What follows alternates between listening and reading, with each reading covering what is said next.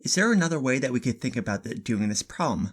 Now, let's keep in mind the definition of acceleration. Acceleration is the change in velocity over a certain amount of time.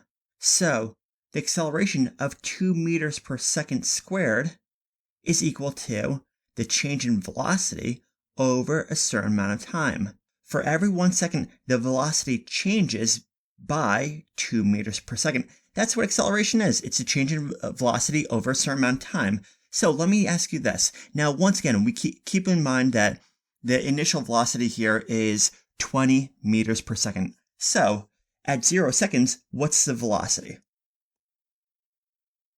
20 meters a second, right?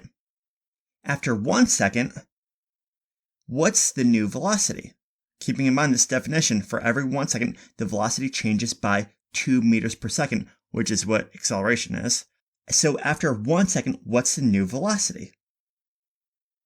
22 meters per second. Well, what about after 2 seconds? 3? Hopefully you're seeing the pattern right now.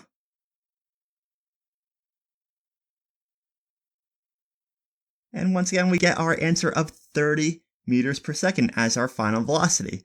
Hey, so that's, by definition, that's what that means. That's what acceleration is. Okay, well, we solved it in this way. This is interesting. So, what about another way? Look at this formula right here. Have you seen a formula kind of similar to this? Well, what I'm going to do here is this.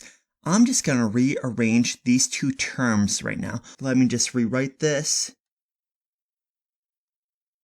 Just like this. Have you ever seen any formulas, any equations looking like this? Well, yeah, you have. Have you ever seen this equation before? This is the slope-intercept formula, where the m represents the slope and the b represents the y-intercept.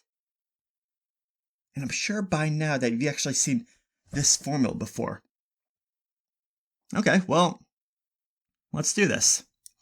What's the value of b? Well, that's the initial velocity, which is our 20 meters a second. So let's just say here, this is our 20 meters a second.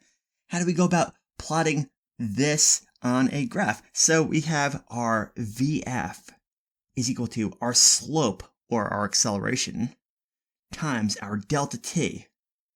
That's going to be our input variable, plus our b, which is 20. Okay, so what is slope? It's rise over run, right? So we rise 2 and go over 1. Rise 2, go over 1. Rise 2, go over 1. Rise 2, go over 1. Bam, and we get our line. So, hey, you know what? This is just an alternative method, but once again, rise 2, go over 1. That's at 22. Rise 2, go over 1. 24. Rise 2, go over 1. That's 26, 28, all the way up until 30.